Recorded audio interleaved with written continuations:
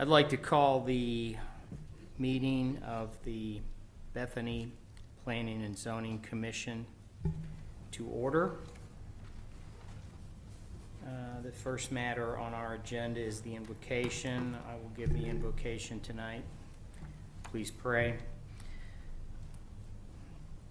Heavenly Father, bless this commission on the matter before us tonight. Bless the citizens and community of the city of Bethany. In Jesus' name we ask this. Amen. The next matter on our agenda is the Pledge of Allegiance. If you please join us, I'd appreciate it. I pledge allegiance to the flag of the United States of America and to the republic for which it stands, one nation, under God, indivisible, with liberty and justice for all.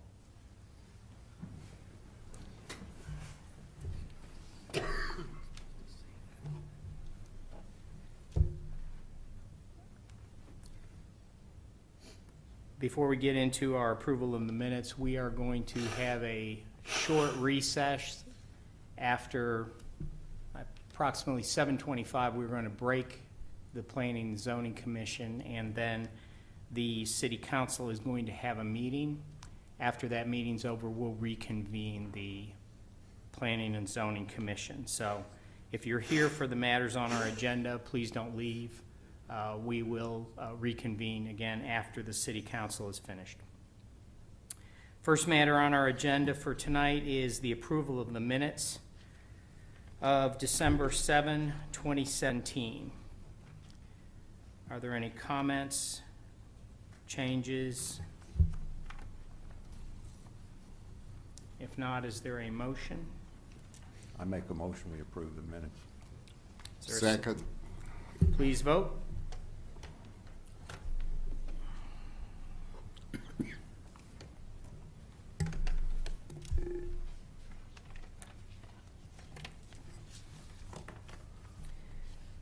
For those of you in the audience who may not be familiar, the Planning and Zoning Commission is a recommending body to the City Council. The City Council can accept, reject, or modify the recommendations of the Planning and Zoning Commission. The first matter on our agenda is PC 17-17. This is to consider in a conceptual manner a request by SRB Engineering as applicant and the property owner for a potential planned unit development for the property located at 4308 North Rockwell Avenue. Ms. Barker? Good evening, Commissioners. This evening is a conceptual hearing. There will be a no vote. This is a no voting item, so it's just a conceptual hearing to allow the applicant to have the feedback of the commissioners as well as from the public to kind of get an idea of what they're wanting, and then they can move forward from this point.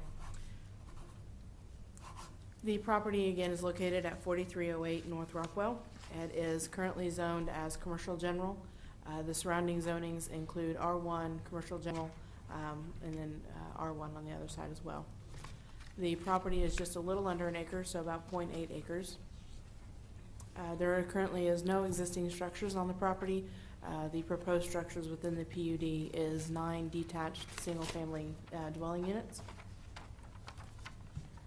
There is existing water line 8 inches along Rockwell, and then there's a sewer line on the north and south property lines of the current property. Paving, there is a 4-lane major thoroughfare on Rockwell. The ordinance for the planned unit development PUD is intended to be a special zoning category that provides alternative approaches to land use that wouldn't be normally allowed in the zoning categories. It's supposed to allow for some flexibility within the design as well. The PUD is intended to be to protect the surrounding current and future land uses, so that's something to consider as well. The ordinance is it does state that the PUD request shall conform to the goals and policies of the comprehensive plan. And as you know, we've recently adopted the comprehensive plan 2030. The zoning map is right here. You see kind of that red box area is where the zoning is right now. Here is an aerial photo. And the comprehensive plan designates this as within the eastern neighborhood area. Some of those objectives is to have it remaining as a single family and to enhance the area. There's discussion of lack of maintenance of rental properties within that area as well due to the rental properties over the years. There was it does talk about encouraging the market-driven mixed use of different housing types. So not your typical mixed use like we've been talking about with businesses and residential, but more kind of different housing types. Some of the action items is to increase the code enforcement and enhance code enforcement to allow to enhance the properties that are there, the single-family homes. And you may remember too that the single-family homes, when within R1, talks about having just a single house on one lot. So within R1, you're not allowed to have two properties, two dwelling units on one lot. So just to keep that kind of in your head as well. The discussion of the missing middle housing, which is your your condos, your townhomes, things like that. That's discussed in the comp plan to be within the various districts, like the Rockwell district, the CBD, 23rd Street Council, things like that. This currently is within that eastern neighborhood, so it's just outside of both of the Rockwell districts, the one to the north as well as to the south. This map just kind of shows you where those districts are and then kind of zoomed in on where the property is. The targeted district map is the same way. Again, just shows this area as being a single-family residential. A conceptual layout for the what they're talking about is having a total of about 9 dwelling units on the property, and they would be all on one lot. And then they're looking at about a 2-story or story and a half with a detached garage as well. Of course, the water line, and there's the sewer line. And that's just a kind of an overall view of where they were, of some of the drainage and things. If there is any questions, I would be happy to answer them. The applicant is here as well, and they may have some other presentation as well. The property is zoned commercial general at the current time. That's correct. Do we know how long it's been zoned in that capacity? I do not off the top of my head. Thank you. I had one question. In the staff report, it indicated that development does not meet the goals of the East Neighborhood area as discussed within the comprehensive plan. Is that because of the housing density or in the Correct. single-family housing Correct. in the Correct. area surrounding? Okay, Correct. thank you. And I failed to mention too that the comprehensive plan mentions that having a single-family area on a 4-lane major thoroughfare is not really a good idea, just because of the traffic congestion that it causes, the loss of value of homes, things like that. So.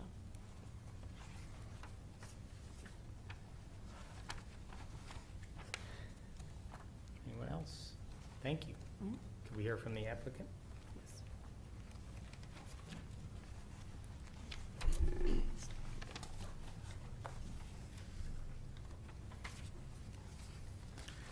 I'm Mark Long with Smith Roberts Baldishweiler LLC Engineering. We're the representative for Timber Ridge Estates LLC. Mr. Jason Johnson is here tonight, and he'll be assisting in the presentation that we have, and is part of the developer group. Welcome. We'll skip over a lot of this. This is just the design statement, but we can come back to it if you have specific questions. Again, in Exhibit B, what we're proposing in this PUD is to take the existing 0.8 acres and develop 9 single-family unit homes within that 0.8 acres. These are not apartments, these are homes, and there's a design, and Jason will discuss that a little bit as far as the layout goes. We're using the PUD to be able to go from the commercial zoning to a residential zoning that will fit this multi-unit development on the 0.8 acres.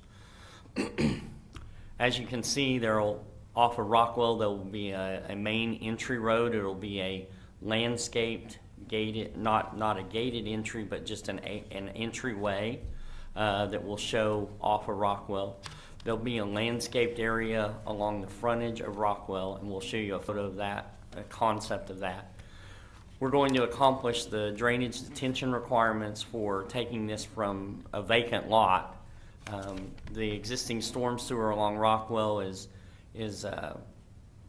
somewhat undersized, but we're going to be able to accomplish that with detention ponds, and those are shown in green in the front area of the property.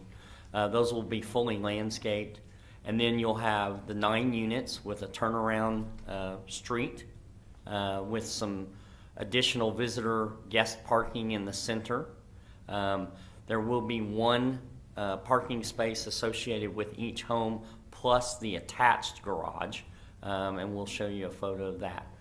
Now what we're showing here is this is being done through the PUD as far as 9 units all in one development, and the developer will own all 9. They will construct all of them, and then they will rent or lease those out. However, the purple lines that we're showing is where they can have the option of, once these are built, they can then convert them into a sale property to an individually owned home. And those could then be owned, the home will be owned by the individual, and then there will be a common area that will be covered under the HOA, a homeowner association, for landscaping, maintaining the detention ponds and the common area streets for that. And this is on the aerial view showing the surrounding area and the overlay of the development as proposed. The vacant lot now. Jason, you have a couple of boards you want to talk. I'll put this one up. I know it was in the way. Thank you, gentlemen, for your time. These homes we plan on putting on there, like you said, are right at 1190 square feet, 2-story. There'll be total granite, wood floors on the bottom. There'll be your upper end homes for the Bethany School District for sure. We plan to market them around $175,000. That's about $150 a square foot. That's very high for the city of Bethany right now. So the product that you see and the product that you will get, as you can see in the granite, you can see on the wood floors on the concept, it's a high-end product for sure.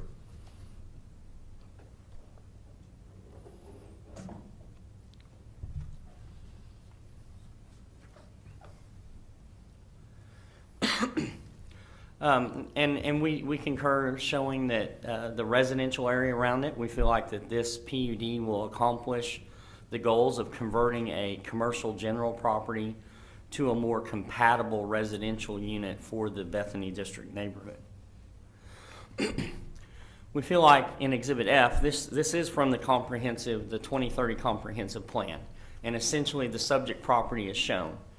In this, it talked in the comprehensive plan about the extreme distress of the housing stock within the Bethany District neighborhood.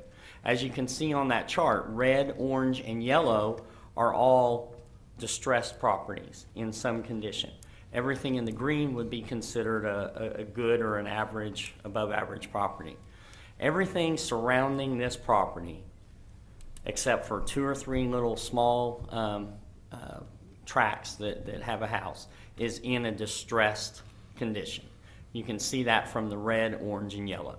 What this PUD is trying to accomplish is to be a catalyst for within this district neighborhood to spur on housing growth that can further the goals of increasing the housing stock and the value within the district neighborhood itself. This is an example of a landscape entry you want to talk a little bit about. This is our third development that you see on the on the picture there. This is located in Piedmont. It's actually in Oklahoma city limits. Just for you guys to know that Oklahoma City and Oklahoma City, they require 1 2-inch tree on 1 acre, and this is 1 acre lots. In our covenants, we require 4 4-inch trees. So we pay good attention to detail and to landscape, and we want it to look nice as well. And so this is an example of the type of a landscape entry that we'll have along the frontage of Rockwell, as well as onto the access road into the development itself. If you look at the property research, you can look it up on the county website. This was an original farmhouse from 1911 was on this property. Somewhere in 1996, something happened. It was transferred, inherited. In the early 2000s, the home was demolished, and you could see from the valuation history of this property over time, just from the last early 2000s. If you look at the far right-hand column, this property has been generating property taxes of $400 up to the high of $709 up till 2 years ago. Last year, in 2016, the property taxes went up to $1,580. This property has been underutilized, distressed, and unused for decades. And we feel like that this PUD presents a strong business case. And that is that it was a historic farmhouse property. The house was demolished. It's been vacant since then. The property taxes, like I said, ranged from $1,800 to $1,600. What we're proposing for this business case of this PUD is the land cost for this development will be $115,000. That's currently what's under contract for the sale. We're constructing 9 housing units that will equate to $1 million in land plus the construction in total development costs. That will be accomplished over the next 6 to 9 months. As Jason mentioned, they want to have these hopefully available starting in the fall of 2018. Those 9 units are then proposed to have a market value of $175,000 per house per unit. That would be an estimated or projected overall value of development of $1.5 million in an area of Bethany that has had virtually no improvements to the housing in decades. The ratio of owner-occupied versus rental properties in the surrounding areas, and if concern over the density, we have the calculation, and for our 9 units, the dwelling units that we have based on 0.7452 acres is 11.93 dwelling units per acre. So we are within the city charter of 12 units per acre. But what we're looking at is in the 300 names or the radius the 300-foot radius that we had around, there are 50 total properties surrounding this development parcel. 11 are owner occupied, 39 are renter occupied. What we're proposing is a high-end housing for families to occupy that will greatly increase this ratio within the neighborhood. And with that, we can answer any questions that you might have. Art? On page 13, the lot drawing here, I'm assuming that's a sidewalk along Rockwell? Will? Yes, sir. Yes. Yes. And type of fencing, 6-foot wooden probably? Yes, sir. Around the 3 sides, yes, the north, the east, and the south. Okay. Yes, and we'll do probably a 3-rail vinyl fence for just landscaping purposes up front on Rockwell. On the frontage. Okay.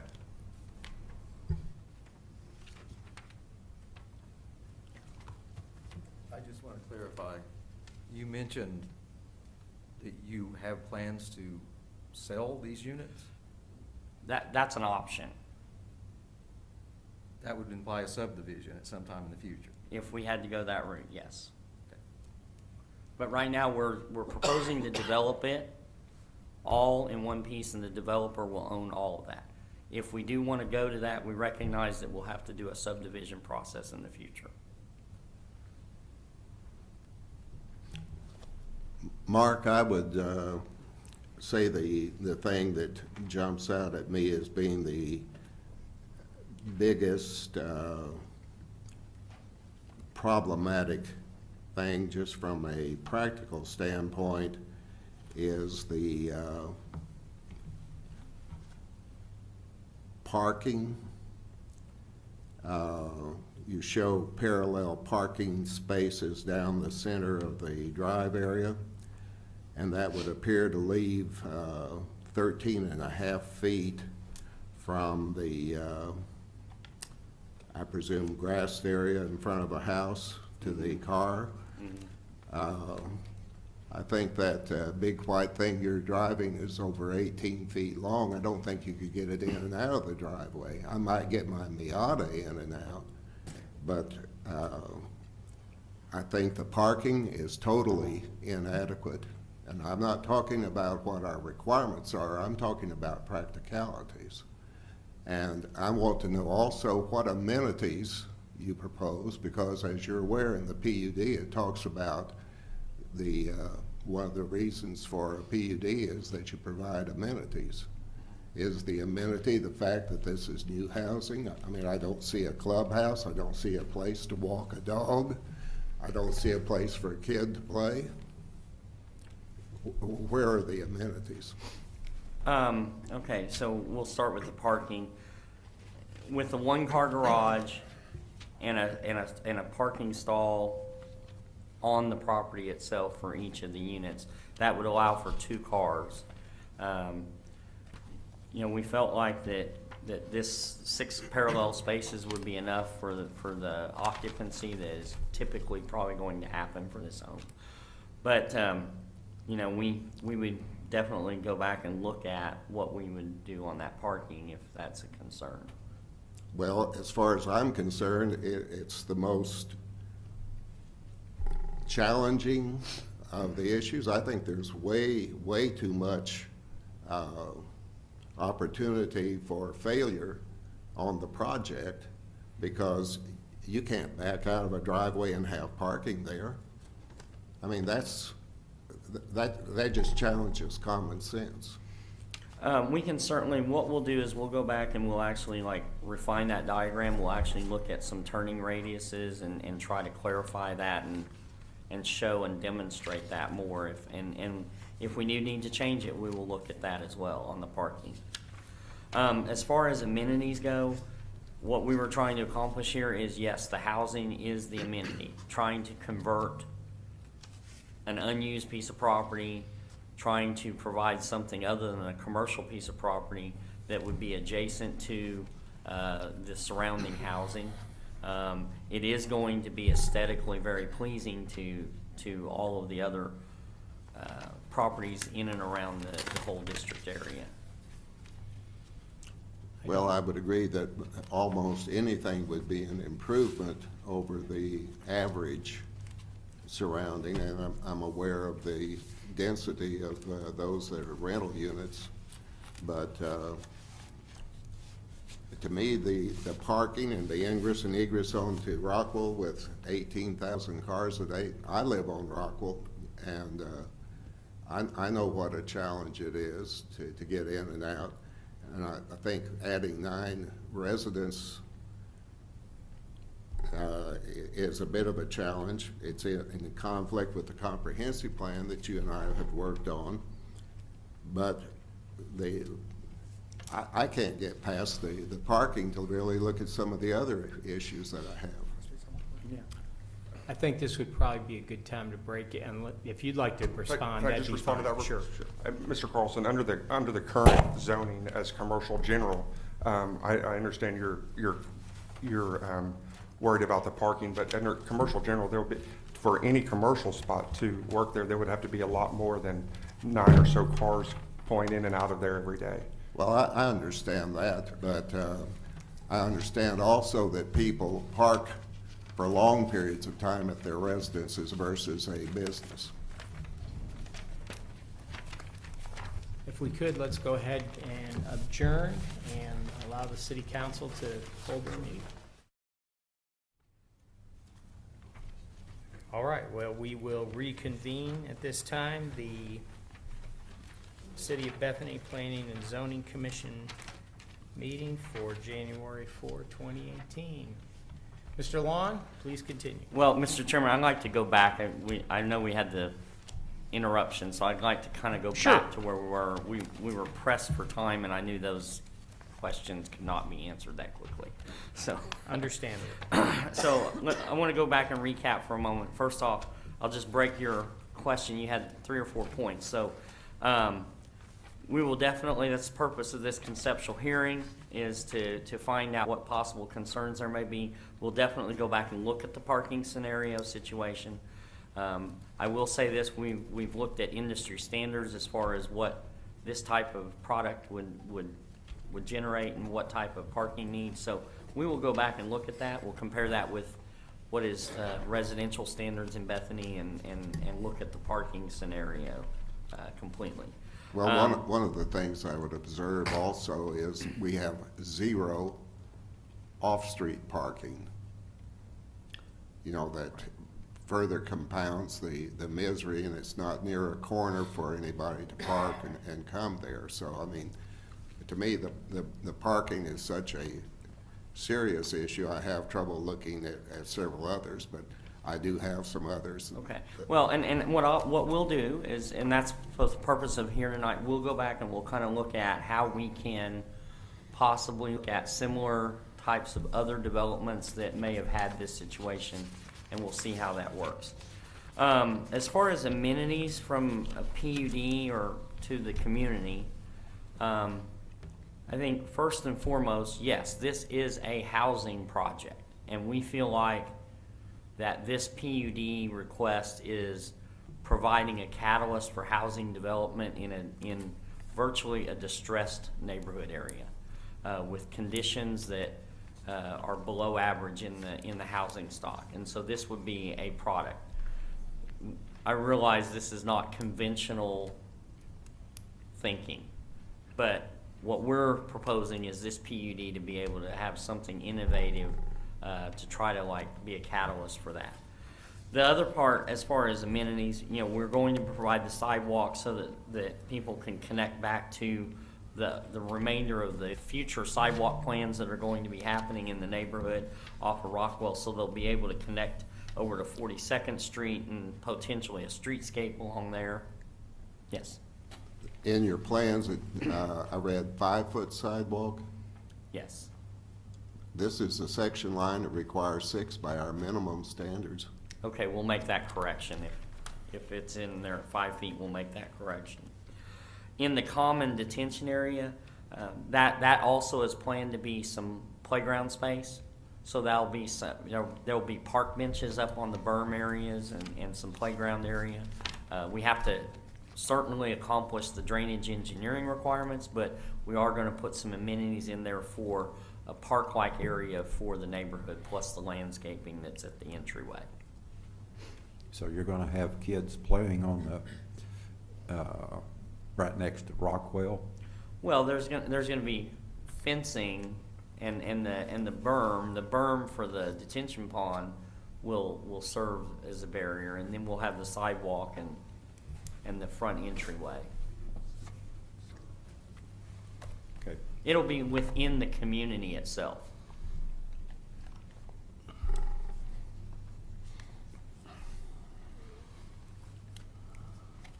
But to me, that was one of the deficiencies, that only place I could see that kids could play is back in these corners or perhaps in that water pit. Well, and again, what we're trying to provide is housing within a neighborhood that's already there. There's already a school district that they're going to be attending. You've got the playgrounds there. You've got the neighborhood amenities that, as part of the future planning for that neighborhood, hopefully there will be improved amenities within the neighborhood that don't exist now. I see. But that's not under this development. No, we're trying to accomplish it. We're trying to accomplish a housing development. Fine.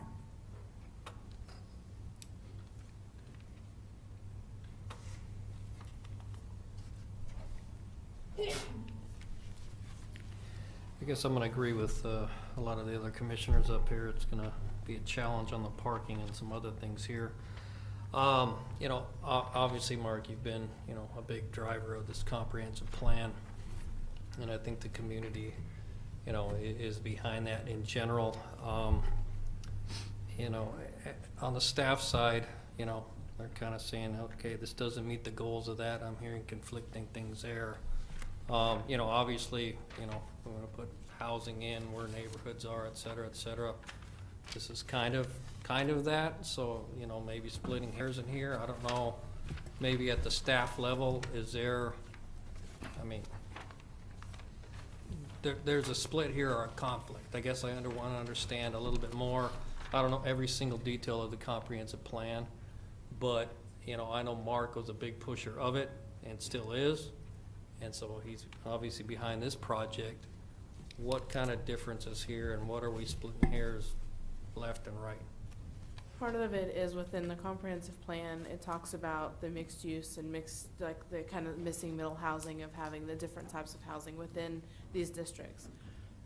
For one reason or another, what happened with these districts is they wind up excluding that kind of area that's north of 36th and south of 39th Expressway and south of about 52nd or so.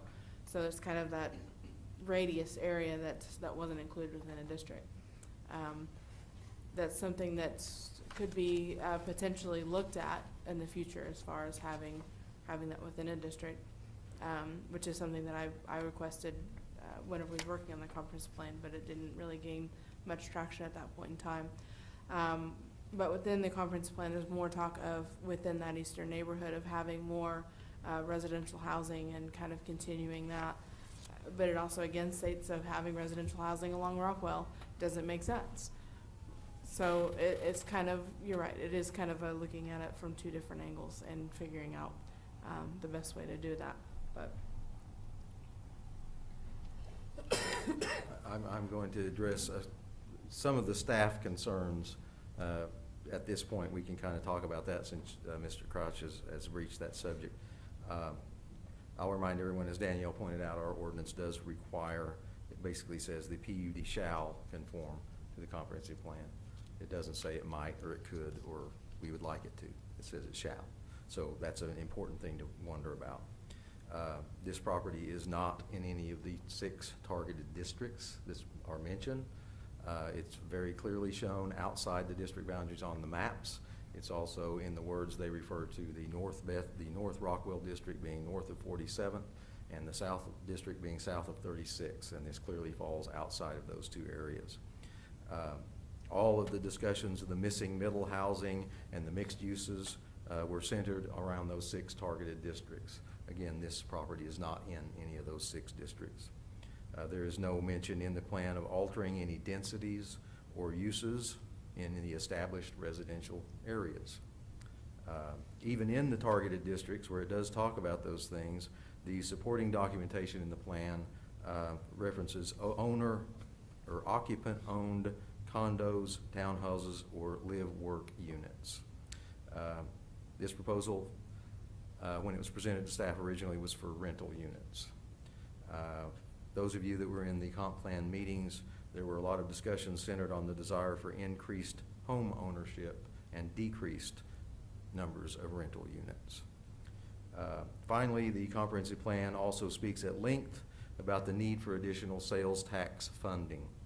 This property is currently zoned commercial general with frontage on a major thoroughfare.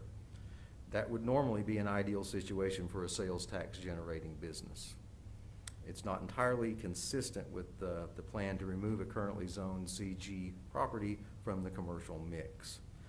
Please understand that we're not saying this is a bad development. It's actually quite trendy and thing that the younger people in the plan, comprehensive plan, are targeting.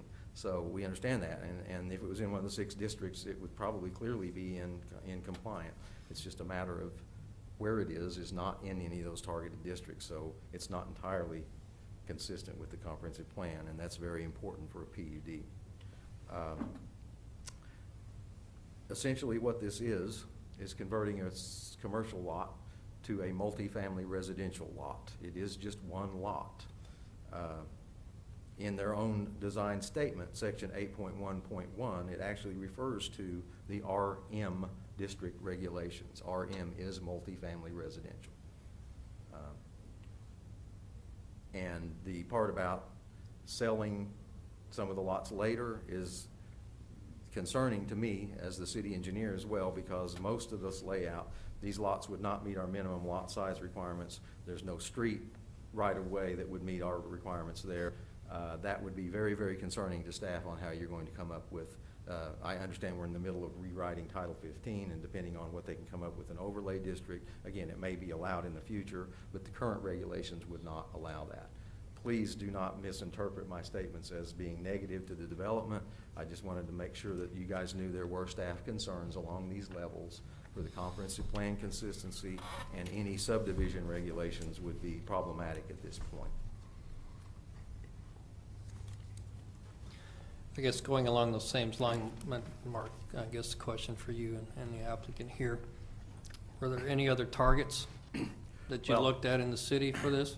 So, I don't disagree with anything that Steve said, okay, as far as, and what staff is saying. And what we are proposing is, we're trying to provide a potential for a catalyst to develop something. Just because we have a parcel that is not within, it's in a gap, okay? That can be corrected, that could be amended, that could involve amending the comprehensive plan. There's all types of activities that could go along with it. As far as how in the future, you know, it would be nice to go to a kind of a condo type sale for each of these, but yes, Steve is exactly right. It doesn't meet the subdivision requirements. But that doesn't mean that this hasn't happened in other places. That's the purpose of the overlay district. This is why Norman has done this. This is why Oklahoma City has done this. This is why the Class in 29 small home development project, when it first came along, was absolutely not following certain guidelines within the city of Oklahoma City at the time. And again, it does not mean that this is a bad development. It just means that we do not have all of the tools within the comprehensive plan in place. Unfortunately, this applicant and this PUD is pushing this envelope along. Now, to answer your question, no, we don't have another tract of land as far as we looked at. The reason we looked at this tract of land is because it sat vacant under a residential status, at some point was converted to commercial. It sold and was intended to have a commercial use. It was going to be a beauty college, which is a whole lot more traffic going in and out off of Rockwell than a housing unit would be. It would have a lot more parking generator, a lot more ingress egress problems. You know, we looked at it and located this drive so that it would be directly across from the Putnam City West Bus Barn, because that's probably an underutilized area that will probably get relocated someday too. And so we wanted to be able to make that compatible with something and not create a traffic problem. As far as being able to look at the property, it went up for sale because the commercial development would not pencil out. They could not financially make the commercial intended use work out a year and a half ago, and it went back up on the market again. And so what we're trying to do is convert that from the commercial general use to something that it is RM. Yes, we're taking and putting multiple family units on here, but we're putting it into a compatible area within a neighborhood that will generate more places for new employees that are going to work at the Children's Center, for people that want to have their kids in Bethany Public Schools. And so we'll look at some of these technical issues on parking so that we can kind of address that.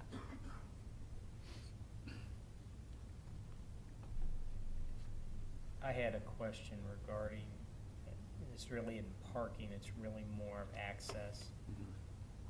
With the 13.5-foot width,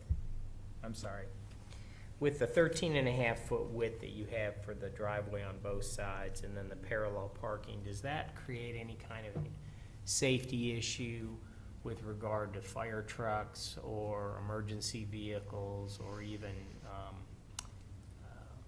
sanitation vehicles?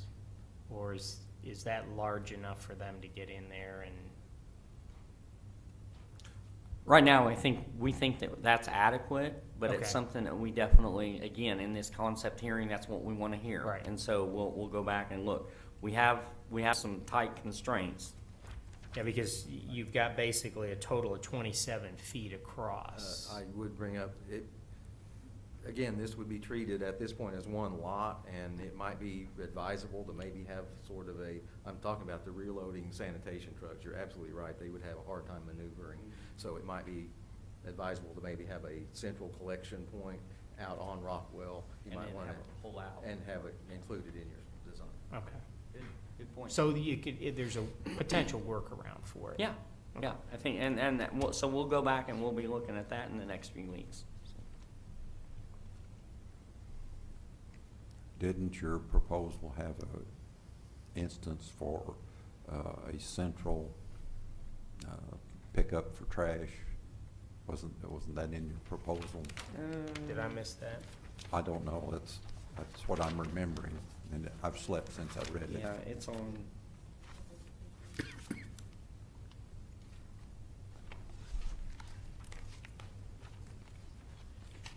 I think where we discussed it, we were thinking centralized within the development itself, but this is an idea of having to look at something that would be more accessible off of Rockwell.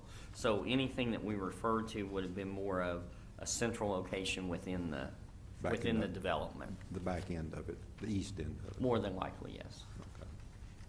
Again, those are some details we haven't even worked out yet. Well, I liked your thought about showing turning radiuses and that sort of thing earlier, because I think that would help. I think that's something that definitely, among all three comments, we need to do some auto turn analysis and kind of show what that will do.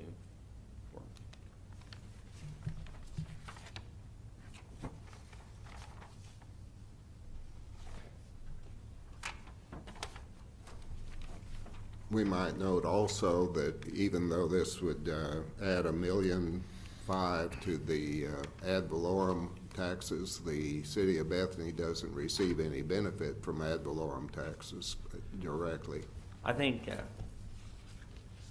Mr. Carlson, we want to be a team player with Bethany. We've already sent out the plans to 5 contractors here in Bethany. We got a bid back yesterday from the heat and air company right down here on Northwest Expressway for 9 units at $10,500. So the first bid came back at over $100,000. We plan on spending money in Bethany. We plan on giving you guys the tax dollars as we can. Well, I understand that we would get the sales tax on goods delivered to the site, which is a one-time run, but the ad valorem taxes, the property taxes, don't impact us directly. Correct. And that's one of the things historically, when you get to the city council, you're going to have a buzzsaw to fight on losing the commercial property. Correct. But as you're aware of, I've driven around the last 3 weeks. There are over 100 properties for sale or lease in the city, commercial properties in the city of Bethany for sale or lease. Over 100 properties. If a commercial property wants to come to Bethany, we're not taking anything away right now. There's plenty of opportunity for that. Well, Bethany has very few frontage streets of any value to commercial. I have commercial property for sale in Bethany. I Correct. think I'm the in-house resident expert on that. Correct. That's particular why I said, as you know, for sure. Yeah, but nonetheless, the 2 pieces of property that I have had that were commercial, one of them was back in the corner of 27th and Divis, and I had difficulty taking it from commercial general to agriculture to put in gas and oil wells. And, you know, you're robbing a potential revenue that is an annual repeating revenue anytime you take commercial property off. You know, So this is just one I consideration. understand, I totally understand what you're saying, but I think over the money that we'll put in this 9 months to build these projects, or 6 months to build this, I think will be more than any tax dollars spent in Bethany than that project will gain in the next, or that piece of land will gain in the next 10 years.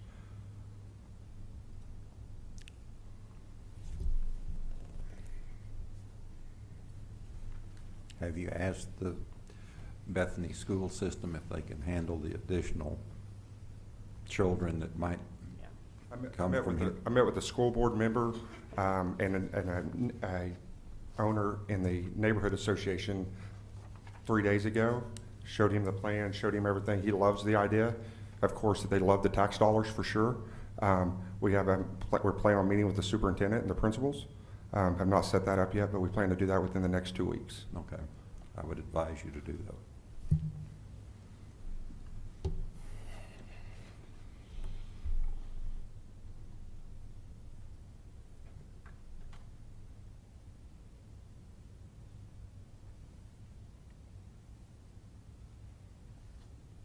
Has any study been, or have you seen any study of who typically would buy this type of property?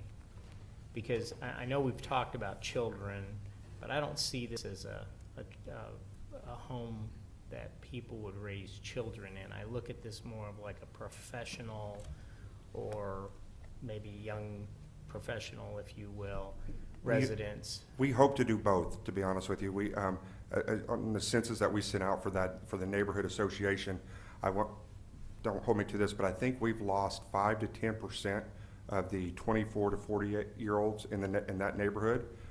We hope that house will do both. It's a 2-bedroom with a den type deal, with a work area also upstairs, so they can work from home. Kids can work. We hope we can fit both needs in there. What would be a typical, or if you know, what would be a typical rental, monthly rental, or for this type of a property? Our goal is $1,500 a month. Okay. And how does that compare to other areas in the Oklahoma City area? I posted something on the neighborhood association Facebook today. I own a couple other properties in the neighborhood. $1,500 is a little high, but we think for the product that they're getting, we think we'll get there very easy. Okay. Thank you. We did do some research, and the 2-bedroom, 1-bath is the 2-bedroom, 1-bath. Most may or may not even have a garage attached, are running anywhere from $700 up to $1,000. So his price point is like he said, a little bit high, but it's catering to the work from home, that 25 to 48 middle range. They may have one kid that is there. It's certainly not a product that will be where you're going to bring 3 or 4 kids and raise a large family to go to Bethany schools. That's not what the targeted product is for. Yeah, okay, thank you. Any other questions or comments? Thank you. Thank you very much. This is an open discussion. Are there is there anyone in the audience that wants to be heard? Please come forward. I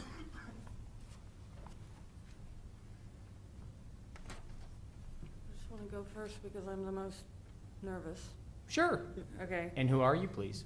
I am the resident of 7016 on 43rd. I'm one of those distressed properties, and my word of caution is that the reason that my property is distressed is because of the chaos that I've received over the last decade from the apartment buildings that now take Section 8. And my windows are busted out, my fence is broken in several places, people have thrown rocks at my dogs. There have been people with like drug problems there and stuff like that. So things can change. Before the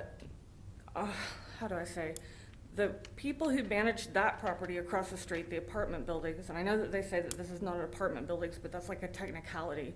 they're gonna be under like, it's gonna be apartments. I don't know how else to say that, you know, technically correct, but it behaves like apartments. So like, I wouldn't want to buy a property in which I was in that claustrophobic situation. I think that you made an excellent point originally when you talked then about the emergency situation. That was my concern. A fire truck going in there? What? Ugh, I can't even think of it. And if there were out roads and stuff like that, that's going to be like an invasion of privacy for residents that live there. In the future, I mean, I was told that maybe I could zone my property for a business. I'd like to do a cute little bead shop or something and teach classes on jewelry making and something fun. And I'm not gonna, when I thought it was gonna be a beauty college, I was all for it because I thought, oh, there's gonna be cute little ladies wanting to get their nails done coming by. You know, that's gonna invite a pedestrian sort of a groove, you know? But this, I'm hemmed in now by apartments, and that's just like lodgers, and the only people I'm going to attract is just curious people who aren't really interested in buying anything, you know, and it's not going to be a pedestrian friendly place where people are going to want to be a part of that. So now my dreams for the future went from, oh, my hopes are up, to now, what am I going to do? I don't know. I'll figure it out because God's in control. So that's all I have to say. Thank you. Anyone else?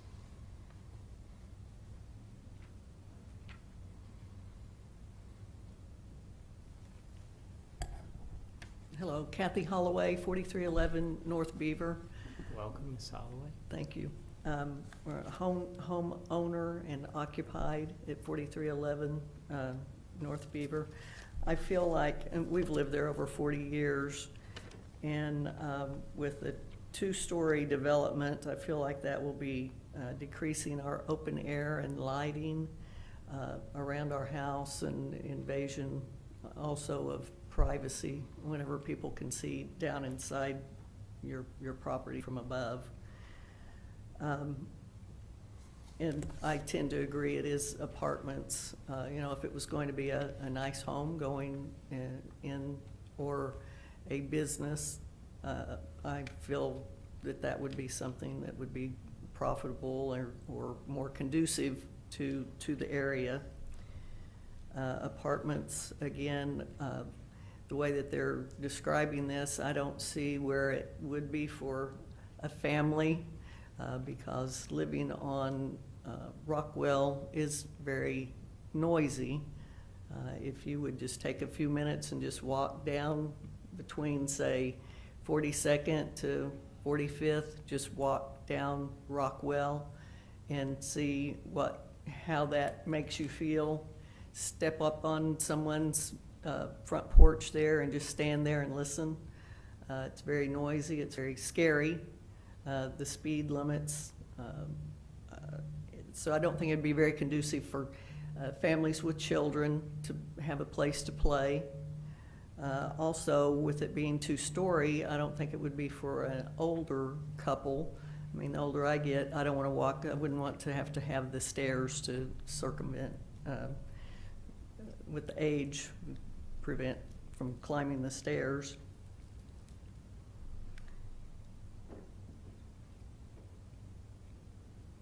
I just appreciate you considering the homeowners that are there and how this would impact them with, again, the open air and light that's in privacy. I appreciate your time and your efforts and all that you do. And I just want you to know that again, from my comments, I know you can tell I'm not for this particular presentation. Thank you.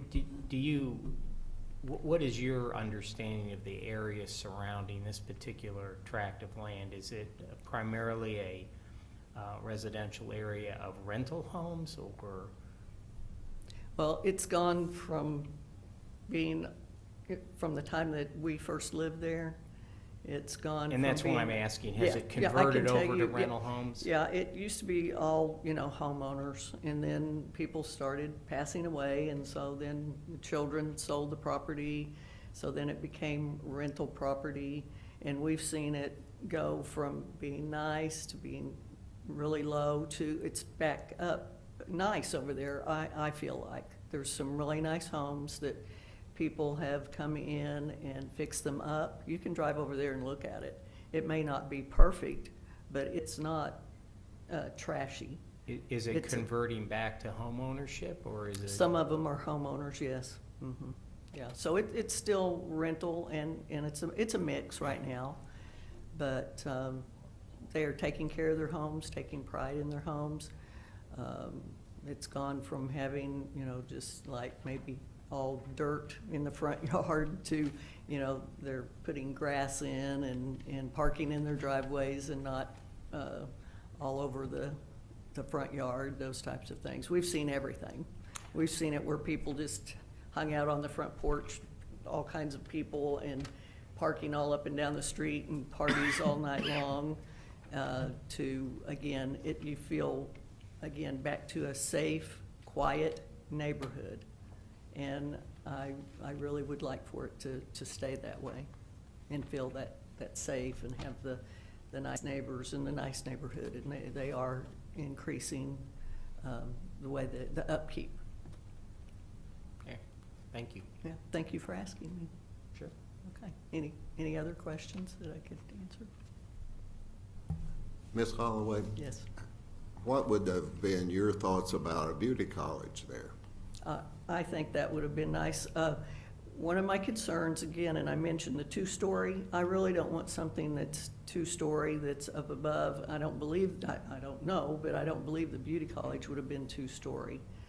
I think that would have been more of a, I don't think it would have invited people in that would have been something that's kind of scary, I think a beauty college would be more of a calm group of people.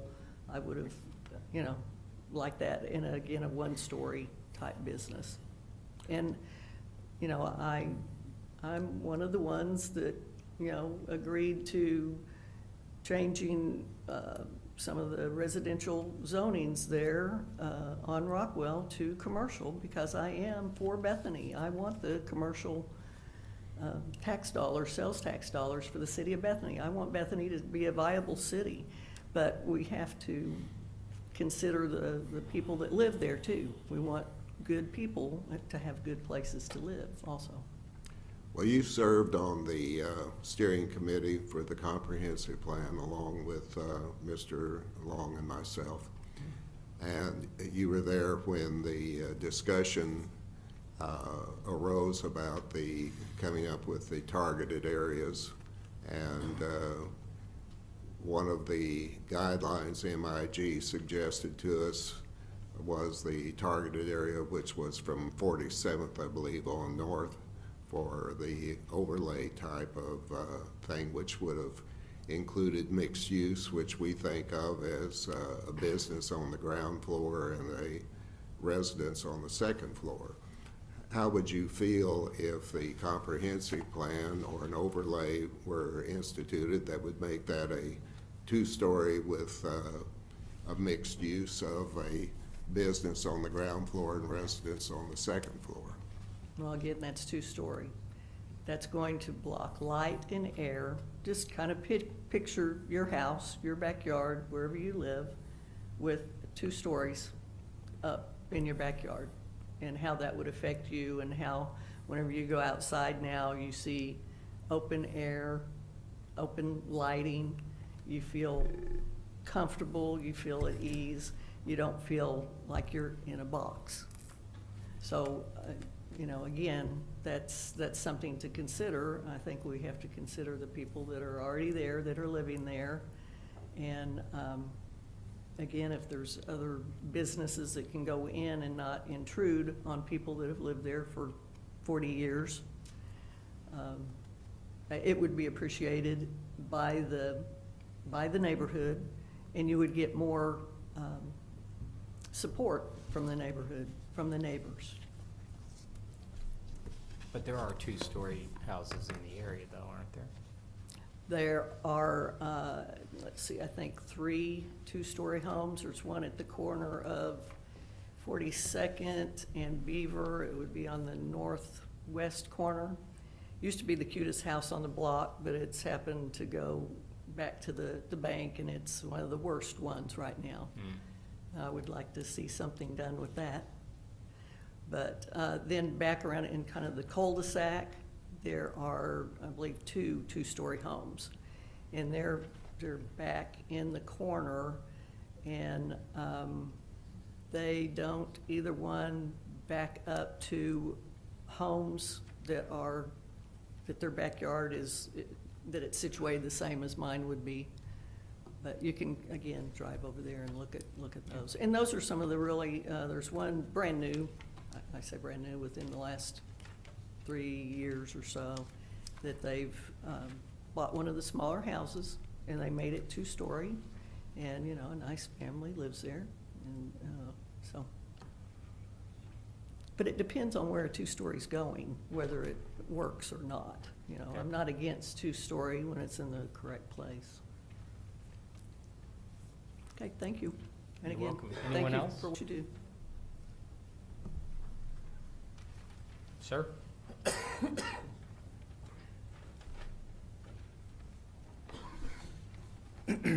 My name is Carlos Hernandez. Welcome, Mr. Hernandez. I live at 4404 North Rockwell, and I'm also a real estate broker. My concern is that I have a couple of rental property out there, and one of them backs out to this lot. And one of my concerns is that they raised that lot so much that we have a drainage problem at this point.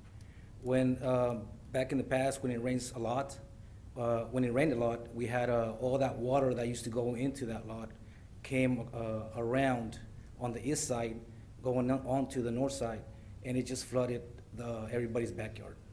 So there's nothing preventing all that water flowing back into everybody's backyard on the north side of that lot.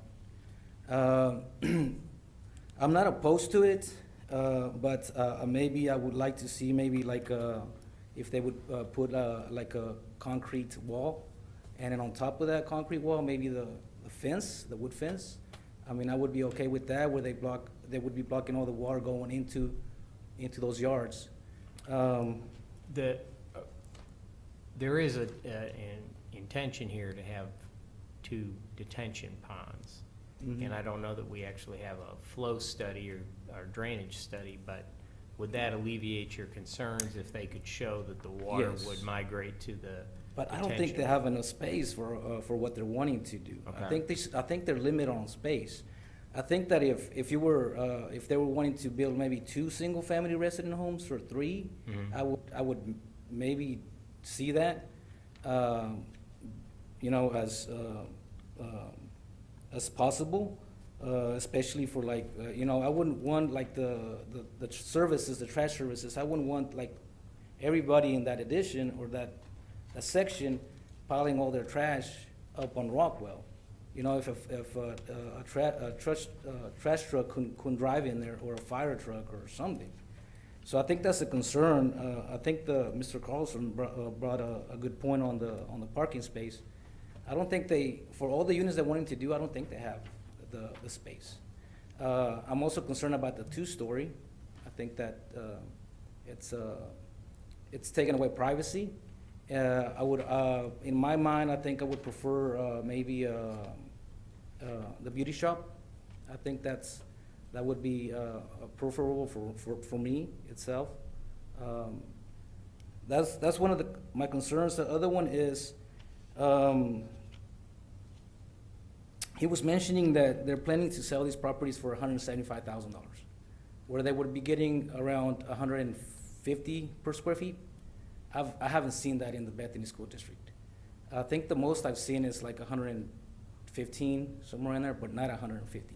So my concern is that they build these units, and then they're not able to sell them at the price point that they're wanting, and then they end up leasing all these units out.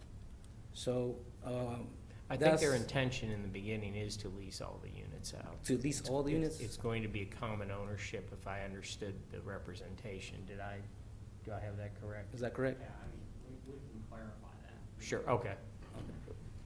Here, I can clarify. So, yes, the only way this is going to work from a development standpoint is that the developer is gonna own the property, the developer will build the units, and then the developer will lease those out. That's the only way that you're gonna be able to cash flow and get this to go. And then, again, this is a housing product that is not been done in the city of Bethany. It's not been done in a lot of places, but it is a new product that is viable as far as the price point goes, and we are not selling them at $175,000. That is what the market value would be for the units once they're constructed. Upon build out. May I know the square footage per unit? Yes, sir, if I can find it on the, I think you said like around It's 1,100 1190, I think is what or I, 1,190? yeah. Sounds For a right. 2-bedroom, 1 bath, they're projecting a $1,500 rent. I mean, that would be phenomenal. But I mean, for a 2-bedroom, 1 bath. It's I don't- actually 2 bath. 2 bath? Yes, there's 2 different sizes. But both have an upstairs, downstairs bathroom. Okay. A 2-bedroom study with a study, I don't know, I mean, I think that their 1,500 would be, I think they may be getting that, but I don't see it, to be honest with you. I just think that they're trying to make it look like it's gonna be a good thing for Bethany, but, I don't think somebody's gonna go in there and pay $1,500 rent per unit. And I think it's gonna maybe attract people that can afford a lesser lease, and we don't know what type of people are coming in. So, I mean, I'm not against it, but I would preferably see maybe like the beauty salon. I think that would be, or school. I think that would be better for me. All right, thank you. Thank you. Anyone else?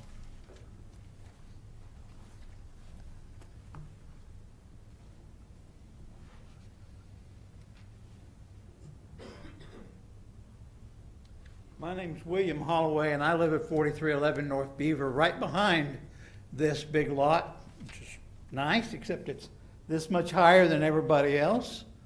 Kind of strange. I also live in one of these distressed houses that probably, well, we won't go there.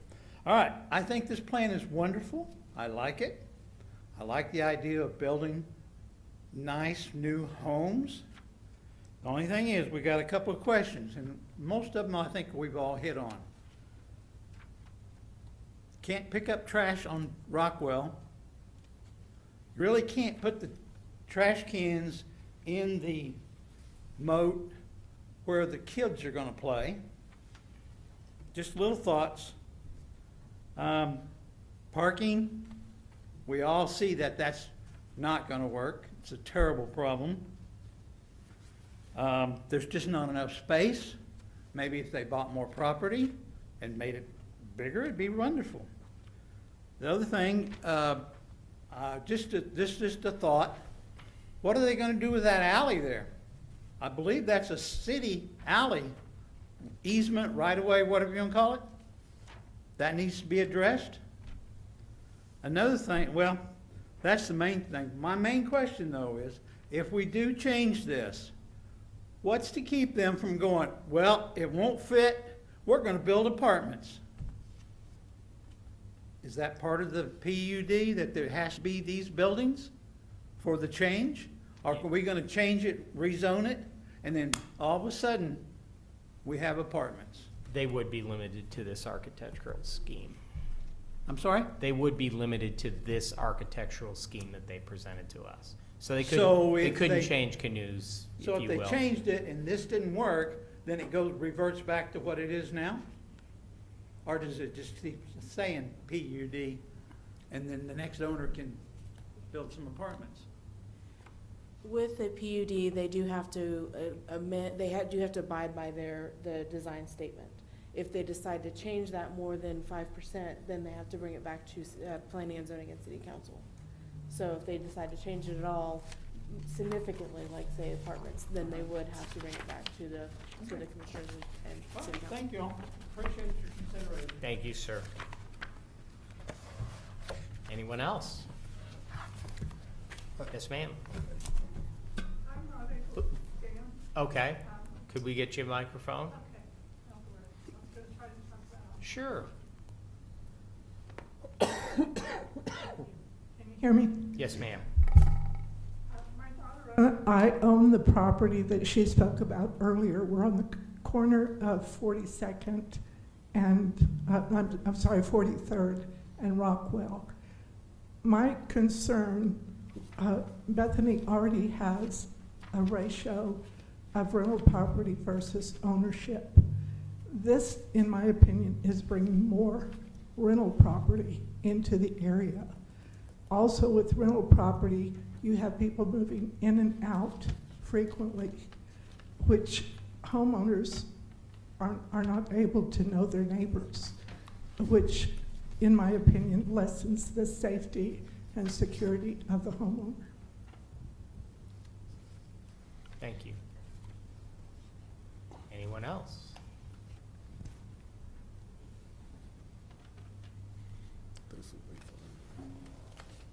Good evening. Good evening. I'm Don Richards, 4501 North Willow Avenue, just over the fence Welcome. area from the other ones.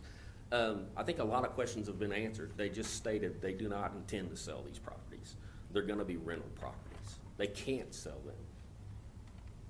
I mean, the codes and the dividing the lot can't happen. We're turning a corner in Bethany on commercial development. There's a lot of excitement going on, and I would stress, don't get rid of commercial development areas where our tax increases can happen, that happen for way more than 10 years. Commercial in Bethany, the stuff that's commercial that is going now is going great. So please do not take away from that, the ability to do that. I think that's a much more important thing than adding, which I believe is way too much for that area. 9 properties is way too much. They're not single family, because it's not single family lots. They don't own them.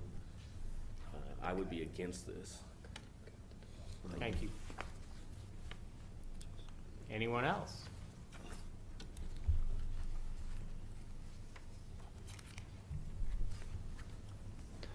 Yeah, I've got one more question, and it's actually for you. Go ahead. So your, price point for this development, is it fixed at 9? It makes sense at 9, yes, sir. Okay. It doesn't make sense at any other We- lesser level. We've rented a couple less, and, 9 fits the city guidelines for REM. The reason we didn't come to you guys for REM is we want to be a good neighbor. We came with the PUD because that restricts us what we can do. It protects you as a city of what we can do in there. And if someone else comes and buys a property, they have to live up to that. So 9 works for us. A couple things on the privacy, I'm sorry, any more questions? A couple things on the privacy. We said we're putting a 6-foot fence around the 3/4 of the property.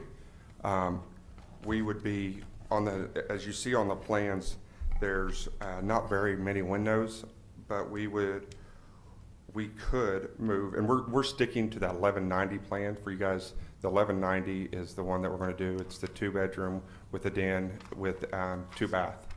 As you can see on the back side of that, there are 2 windows, one upstairs and one downstairs for the bedrooms. I cannot move the upstairs window, but I can move the downstairs window to the side, where that will make only 9 windows going out the outside of this property. And I don't have a problem doing that. We can move the window to the side where there's only 9 windows going out of this property. And the reason you can't move the upstairs one? There's attics. It could be done. I shouldn't say I can't, but we'd have to redraw the plans and change the attic space on the upstairs bedroom. Thank you. Yeah.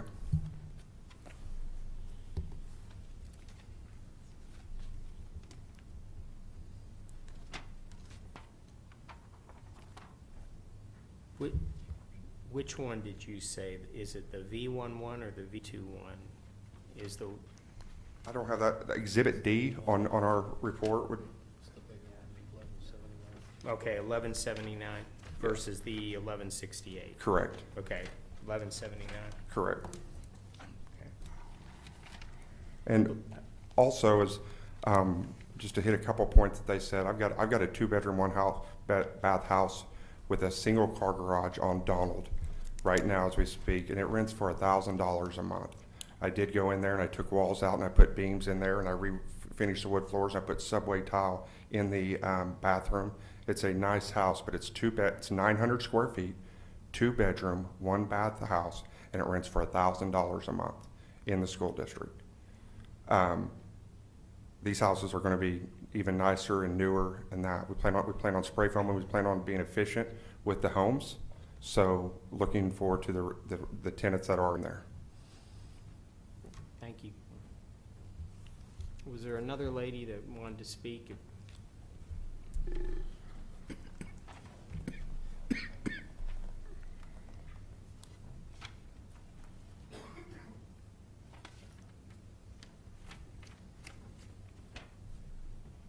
Yeah, I'm Nancy Hawkins, and I live at 4305 North Beaver, directly behind the property. Yes, ma'am.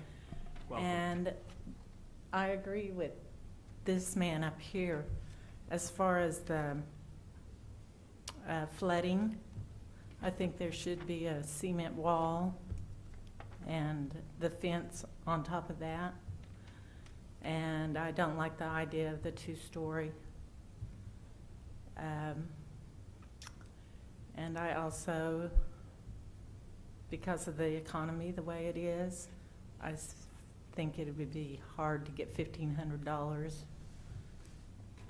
for rental out of that property, and I do think that there's too many in that area. Apartments? Uh-huh. Okay. That's all I have to say. Thank you, ma'am.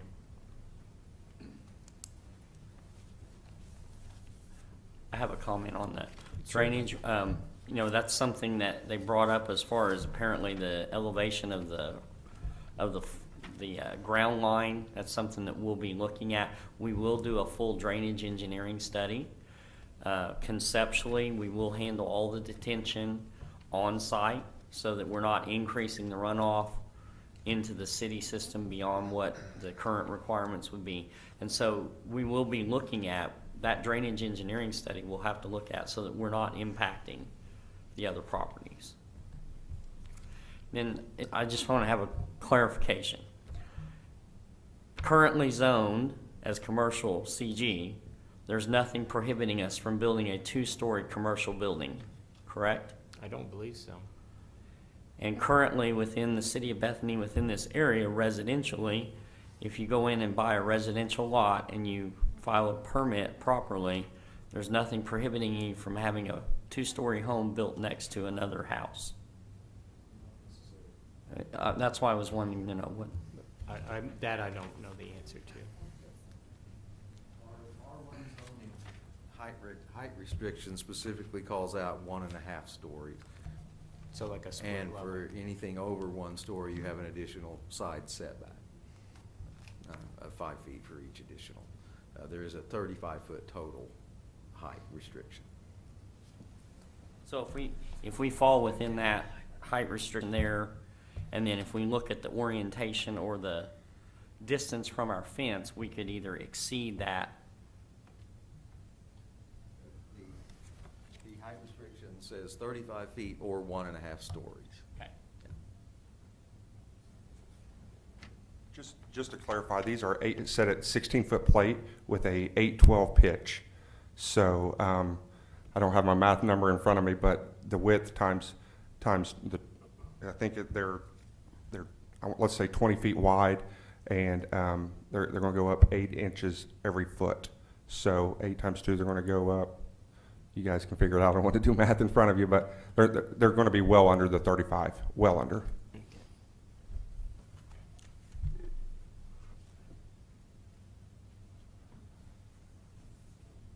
Any other questions or comments?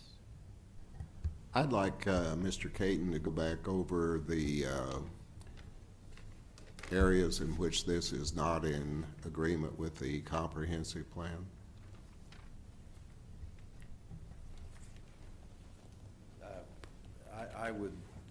I'm not sure I would use those words about not in agreement, but it could be, I would prefer to refer to it as staff concerns about those sorts of things. Ever the diplomat, sir. Again, though, in all seriousness, I agree with everyone has said, most people anyway, that it is a new kind of development that we're not used to seeing and most places aren't used to seeing. And the comp plan does talk about that sort of thing. But it does talk about that sort of thing in the 6 targeted districts.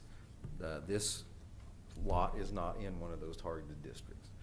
What define those targeted districts? I'm sorry? What defines those targeted districts? As of now, we have maps that show there. As of now, we have engaged a firm. Yeah, but what required those to be such districts? Is there something that written in stone that it has to be those locations? That's the only, when you read the comprehensive plan, that is the only places where it talks about mixed use and the missing middle housing and those sorts of things. And when it's talking about the residential areas, it only talks about the things Danielle pointed out, to revitalize, to use enhanced code enforcement, those sorts of things. It doesn't talk about increasing densities or uses like that. Again, even in the districts where it does talk about those things, it talks specifically, refers to owner occupied, and a lot of the discussion in the meetings was exactly that we need more owner occupied and less rental unit. And finally, it talks at length about the need for additional sales tax and removing a CG property on a major thoroughfare from that commercial mix. I realize it's been vacant, but as we pointed out, we have had nibbles and things like that on it. There have been people interested in it. So far, nobody's been able to make it work commercially, but who knows what would happen in the future. I realize, again, this is a nice development. It's a new kind of development. I just wish it was in one of those targeted districts. I think we'd be having a lot different discussion tonight if it was. Those are really, and then I shouldn't have said finally before, if there is any concern about, or any intent to ever subdivide this property, we would need a big overhaul of our subdivision regulations to be able to allow that to happen. So for now, I think everyone should consider this a rental type situation. I believe the developer has said that as well. So those are the, in a nutshell, the main concerns that staff had at this level. And as far as drainage and things, I want to stress this is a conceptual hearing. And they would be required to turn in detailed plans and everything, and those things will be addressed, just like any other development. All of that kind of thing would be taken care of, and they understand that and have agreed to it. Could this, say, down the line be converted to like a condominium association, where everyone basically has a little piece of an overall pie to avoid the lot splitting issue that you raised? It is, in the ordinance, it is illegal for any entity to convey a piece of property less than 5 acres in size that has not been subdivided according to our regulation. Thank you. But to answer your question, certainly the subdivision regulations could be amended to allow something like that. And like I said, Currently, they do not. Yeah, we're currently looking at Title 15 in its entirety. Correct. And there may be a provision for that in the future. For what we have to work with right now, it would be almost impossible to make that work. Right now, for instance, the ordinance requires a certain amount of street frontage on a public street, so there's no way it can meet that. Correct. So, in your experience, if I can touch on that, if you'll let me, what is the highest and best use for this as a commercial piece of property? I'm going to defer to the degreed planner in the room. I'm an engineer. Well, and the reason I ask is because I heard something about a beauty college, but I wasn't sure how that would be a particularly large tax sales tax The generator. beauty colleges do generate a certain amount of tax revenue because they sell From products. products, okay. And it certainly wouldn't rival a big box store or anything Okay. like that. But this particular lot, a standard fast food restaurant sits on about 1 acre of property. Okay. So this is not out of the question for something like that. Okay. And those would be a significant revenue generator. Right. I just kind of was trying to get an idea of what really would fit on 0.8 acres and make sense commercially or retail, whatever.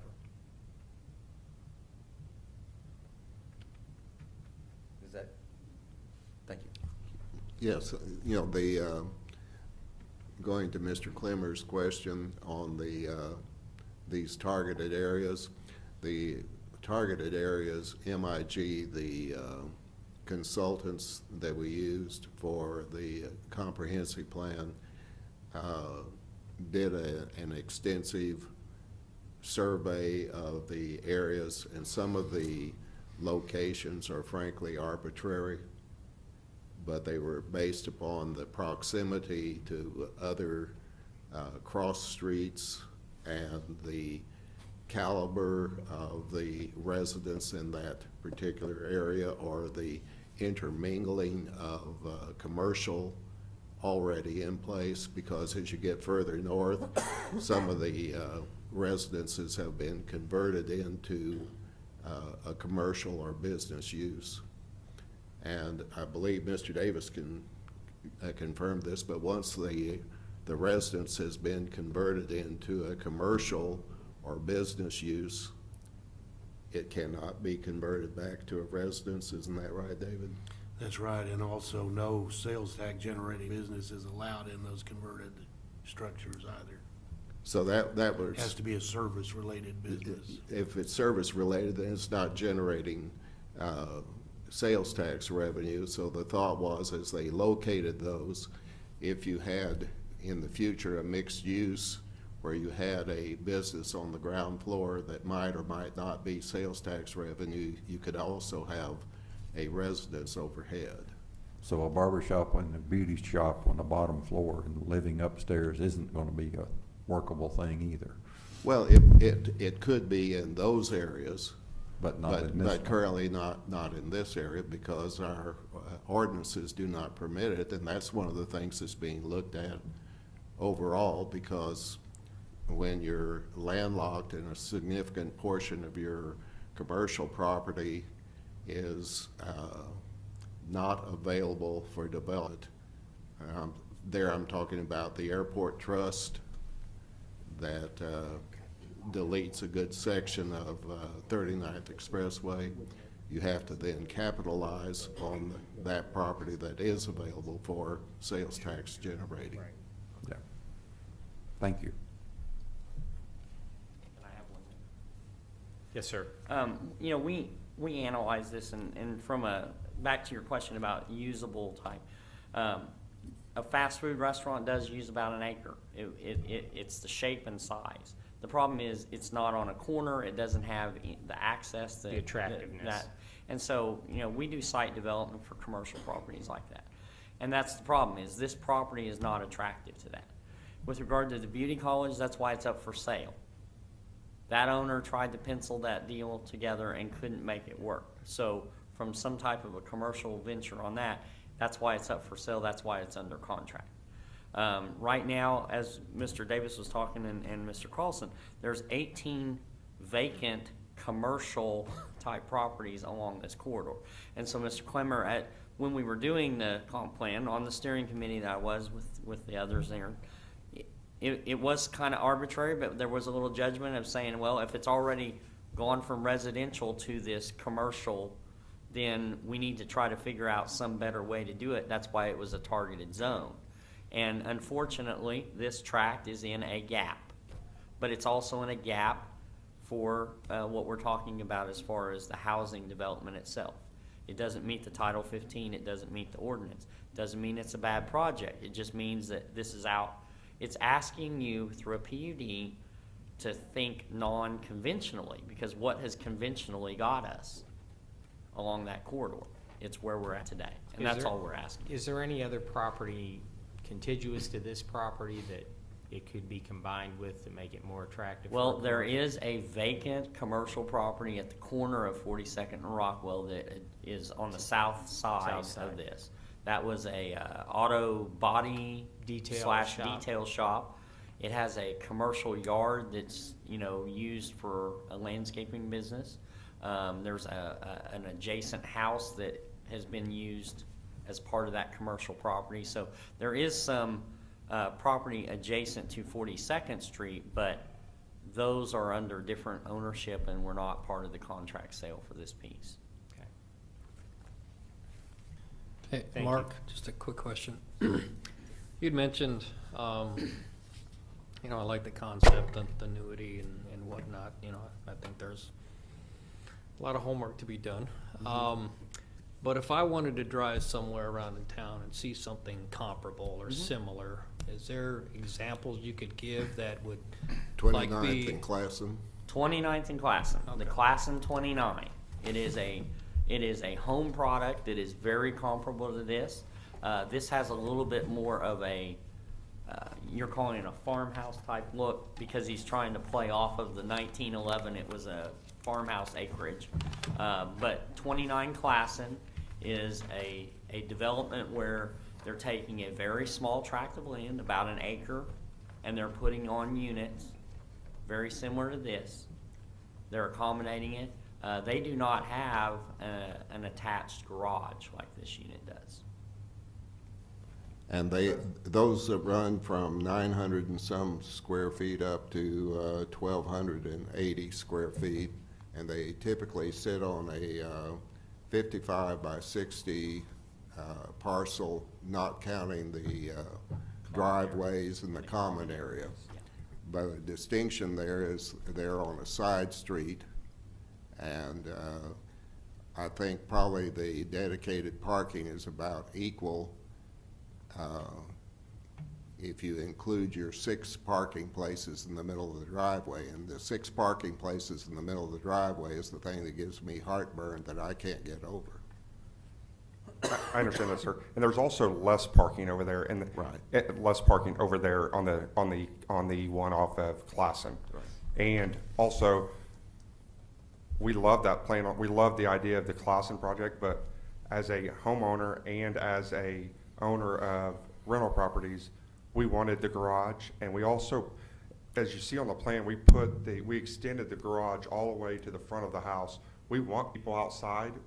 That's another covered porch area, and honestly, we want you to put your trash cans up. We want you to hide your trash, to be honest with you. So that's the reason there is a garage. We didn't want outside storage, so that's the reason. The garage didn't make us any money, if that makes sense, but we wanted the garage to put stuff and cars in for sure. I have a question on that, if you will. Mr. Johnson, is it? Yes, sir. The units over there that have sold on Classen have sold for $133,000 as an average. Why would yours be so much more expensive? Well, luckily, we sit in Bethany School District. Bethany School. No, I'm talking about the cost of the structures themselves. You're talking about $1.5 million for 9 units. That's $175,000. Yeah, I'm sorry, the value. Their land didn't cost as much, and I believe theirs is under federal guidelines. I think that's you have to be it's not HUD, but there's a certain income you have to buy those homes over there. Right. City grants, I believe they're getting grants and federal aid for that development also drives the cost down also. I believe as best I could do the research on it, it looked like there was about $90,000 worth of property, and this property is what, 115? Is that For the property itself, Yeah. no dirt moving, nothing like that, correct? Yes, sir. Well, same thing over there, you had expense of taking down the houses. That's correct. Yeah, up here, it's 115,000 is the project cost for the land cost. It's $1 million of construction plus the land cost. So, see, the development pricing is they intend to spend $1 million, and that includes the 115,000 for the land. And it's hard to build a 1,200 square foot house with all those amenities in it for less than $100 a foot these days. And so then, if you were going to take it to a market value, we're projecting the market value to be the 175. That's not the construction cost. Well, is it the difference of the interior amenities that drives the cost difference on the structures here versus 29 in Classen? Well, And location. I mean, you know, Classen sure has it pros. It's next to, you know, that's very close to Oklahoma City University. But as you guys know, there is a need for nice housing in Bethany School District. And that drives, that the competition drives the price. Yes, and one of the things that Dr. Schellenberger, our recently, that had been our superintendent for a long time, one of the things in the comprehensive plan steering committee said that drove him nuts was people that moved into the school district, and then as soon as their kids were out, they were gone. Right. And that's one of the things that the comprehensive plan is trying to correct in this neighborhood, is to encourage home ownership and permanency of the people. And so that's one of the side areas that this does not comport with. We hope that putting 9 homes in there to get 9 nice residents turns, I forget the gentleman that has 2 rentals over there. We hope that drives his costs, and that drives competition into putting more into his home and bringing in nicer homes and people that want to stay there. now back on the class in 29, there's federal grant money, there's Oklahoma City tax incentive money, plus the developer cost. So from a cost formula standpoint, we really can't compare with that because there's no incentives in this deal. This is all straight up developer cost. Thank you, Mark.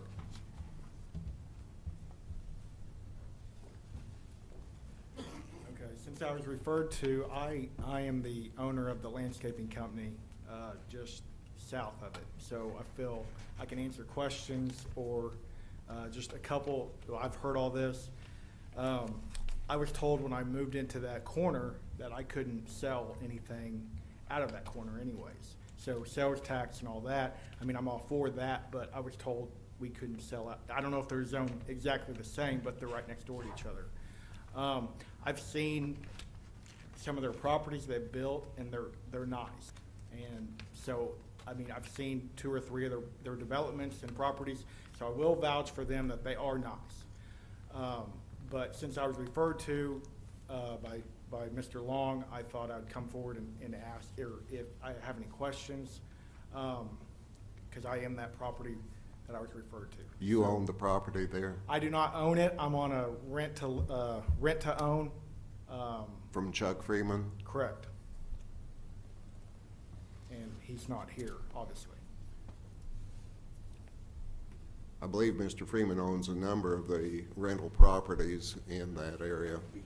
Yeah, he owns the 2 that are zoned commercial and that residential lot, and I'm renting all 3 of them currently. Mr. Long, didn't you do a survey of the owners? Wasn't Mr. Freeman one of the larger owners of individual pieces in there? Correct. He had at least a dozen if you pull that off the list. And that could have been combined to where he owned multiple properties under the same addresses. I also own 4213, or I own 4213 North Beaver, right around the corner, or across the street from 42nd. So I've been around Bethany my whole life, and I've seen that property do nothing for, 36 years. So, I mean, I'm for it. I mean, because what else is it gonna be? Like, I thought it was what you brought up, what would be good there, And if they're bringing all that to the table and they're ready to go, then, what happened in the beauty college? Well, it fell through. So if they're actually gonna do it, it's better than an empty piece of land. So, any questions for me? I'm right next door, so And I know I'm not the owner. I didn't know, I plan to be the owner though, so. I was just trying to clarify my understanding of the lay of the land there. Yeah. Thank you. Thank you. Thank you, sir. Okay, well, I think we've had a thorough discussion of the concept and given certainly some things to think about. I'm sorry? Sure. My name is Luis. I live on 6902. Yes. And I was just pointing out that the dirt leveling, it would have to need a concrete wall. They're saying doing a 6 feet fence. You do have to do a wall of concrete first, and then do the fence on top of that in order to have the water out of there. That's one of the things. The other things, I mean, I live in that district, so I'm up for it, for them to do something like that. I think it's gonna be good for the district. So you like the project, you don't like the drainage idea? I think, yeah, that's just one of the biggest Well, problems there. I believe Mr. Cade stated that if they were to move forward with this, ultimately, they would have to do a drainage study Yeah, to show that it was That's proper, one of that the it would biggest- properly drain. Yeah, that would be one of the biggest concerns for the people that live right on the north side and then the east side. And, I mean, I'd rather see houses than a big building, since I live on 43rd. I'm one of the guys that built a house there on 43rd. It's a 2nd-story house. So, I mean, I would think it would be best for rental properties for the school. I mean, I don't think he's gonna have a problem renting or selling. I mean, I just think he's a little bit higher in the numbers, but that's not my concern. I mean, if he's the one that's gonna invest, that would be his deal. But I just thought, point that out, that he would need a concrete wall and then do a fence on top of that, because it's pretty high. That was just it. Thank you. I would like to clarify on the drainage. Our normal drainage ordinance requirements, we do not have any statutory authority normally to require them to improve the situation. Right. We can just make them not make it worse. This being a PUD, that would be a design requirement that this body could impose upon them. So I just wanted to make sure that you were clear on that. A normal subdivision or whatever, we would not normally be able to make them improve the situation, but And I think Mr. Long represented that they Right, would do okay. a full drainage study. But I wanted to make sure that was make sure they absolutely did. clear to the people in the audience. Okay, thank you. And you know we would. And we do have Mr. My favorite question.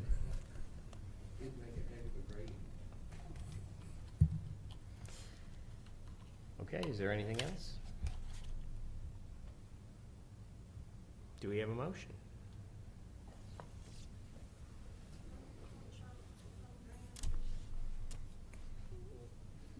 I'm sorry?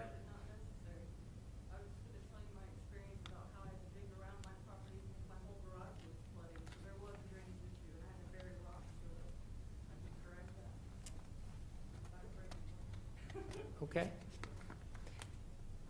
Well, I think if this project does go forward at some point, then it sounds like based on the comments we've received here tonight, that we would.